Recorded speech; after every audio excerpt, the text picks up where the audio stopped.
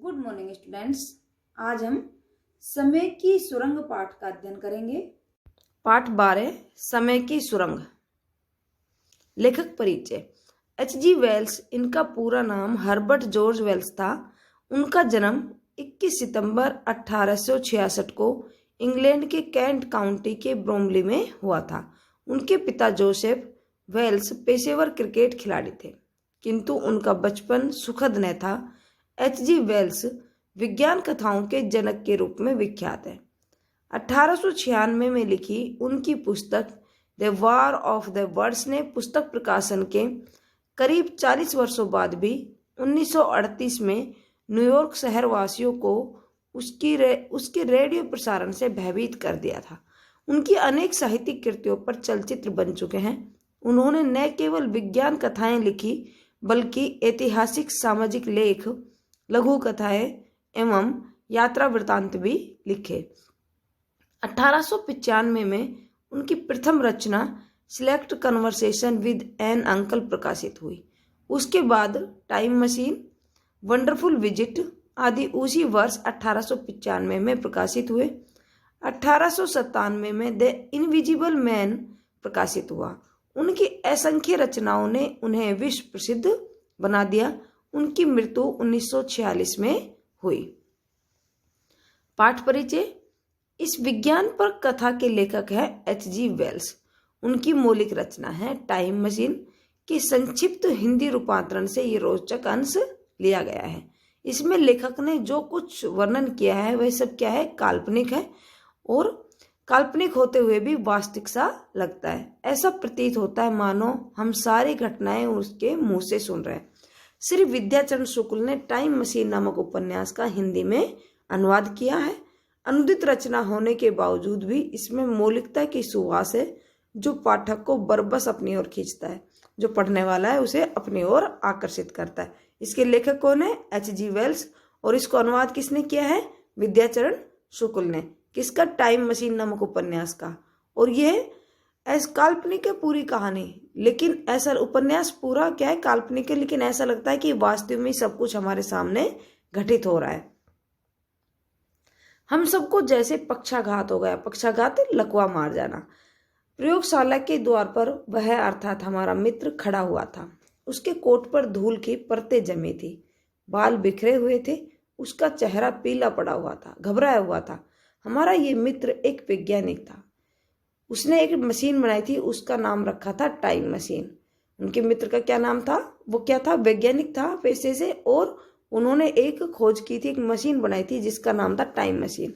उसका दावा था उसकी ये मशीन काल की यात्रा करने में सक्षम है, योग्य है, समर्थ है।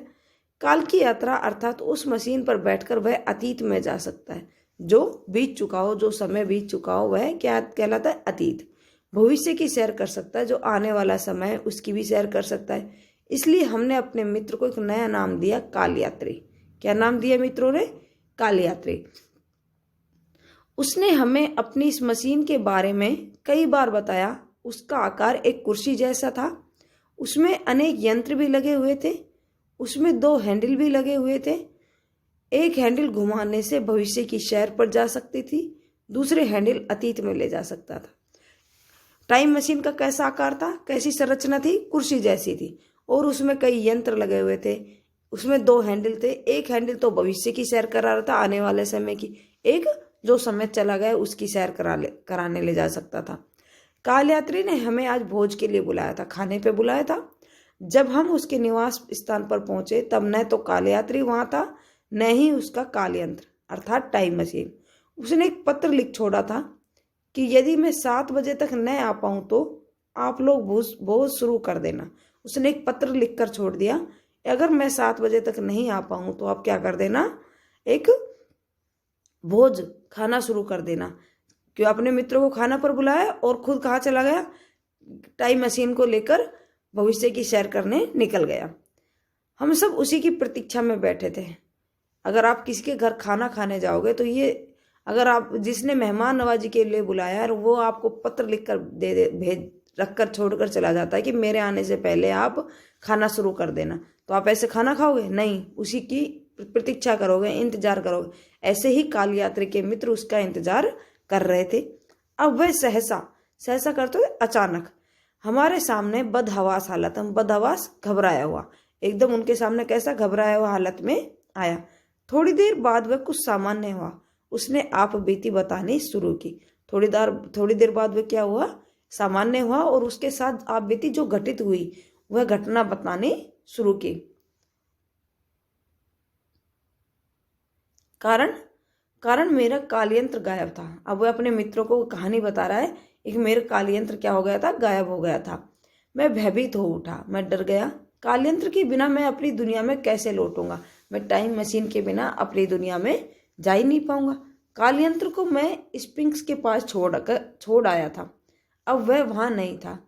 किसने उसे गायब किया, किसने उसे चुराया? क्या उन नन्हे सुंदर लोगों ने? वहां के लोग कैसे थे? छोटे थे और सुंदर थे।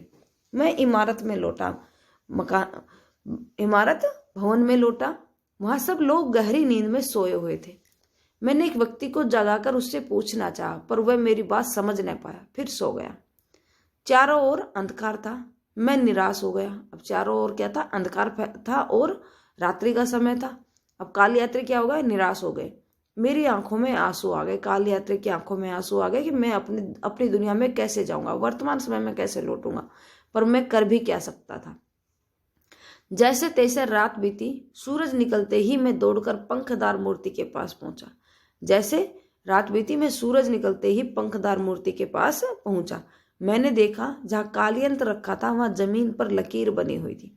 अब मैंने जहां कालयंत्र रखा था वहां क्या बन गया था, कुछ निशान बन गए थे और वहां जमीन पर लकीर बनी हुई थी, मानो कुछ लोगों ने कालयंत्र को खींचा हो। ऐसा लग रहा था मानो कुछ लोगों ने कालयंत्र को खींचा हो और लकीर बन गई, कुछ और निशाने बन गए। मैं उन निशानों के सहारे आगे बढ़ने लगा, उन निशानों के सहारे आगे बढ़ने लगा। कौन? कालयात्री। आश्चर्य से ये निशान पंखदार मूर्ति की ओर गए थे। उसे आश्चर्य हुआ कि ये निशान कहाँ जा रहे? पंखदार मूर्ति के पास। मैंने मूर्ति के चबूतरे को ठोका तो लगा कि वह भीतर से खोखला है। अब उसने मूर्ति के चबूतरे को क्या किया? ठोका, तो ऐसा लगा अंदर से कुछ खाली है। मुझे विश्वास हो गया मेरा कालयंत्र इसी चबूतरे के भीतर छिपाया गया है। और अब लेखक को विश्वास हो गया, एक काल यात्री को, कि मेरा यंत्र कहाँ छिपाया गया है? इसी चबूतरे के अंदर। मैं चबूतरे में बना गुप्त द्वार खोजने लगा, गुप्त द्वार जो किसी को दिखाई नहीं दे, ऐसे दरवाजे को खोजने लगा। इसी बीच में नन्हे सुंदर लोग भी इमारत से बाहर निकल आए और इसी समय नन्हे सुंदर लोग भी इमारत से, भवन से क्या हो गए? बाहर निकल कर आ गए। किंतु पंखदार मूर्ति के पास मुझे देखकर वे भयभीत हो गए। अब पंखदार मूर्ति के पास वे नन्हे सुंदर लोग नहीं जाते थे और जैसे ही उन्होंने कालयात्री को देखा तो वो डर गए। मैं कुछ समझ नहीं पा रहा था। अंत में मैंने धैर्य से काम लेने का निर्णय किया। इतना तो तय था कि कालयंत्र पंखदार मूर्ति के चबूतरे के भीतर था। अब इतना तो कालयात्री को निश्चित हो गया था कि मेरा कालयंत्र कहाँ पर है, इस ये जो पंखदार मूर्ति का चबूतरा है इसी के अंदर मेरा कालयंत्र है। सवाल उस तक अब पहुंचने का था। अब सवाल उस तक जाने का था कि उस तक कैसे पहुंचूं। अब मैंने आसपास की जगह को देखना शुरू किया।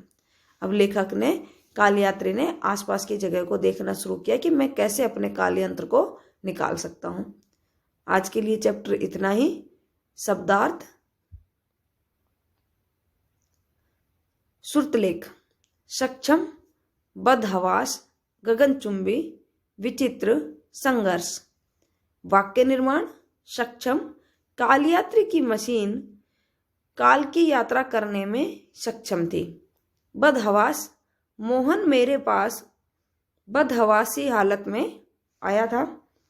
गगनचुंबी, दिल्ली में गगनचुंबी इमारतें हैं। विचित्र, राकेश ने आज अपने घर के सामने विचित्र प्राणी को देखा।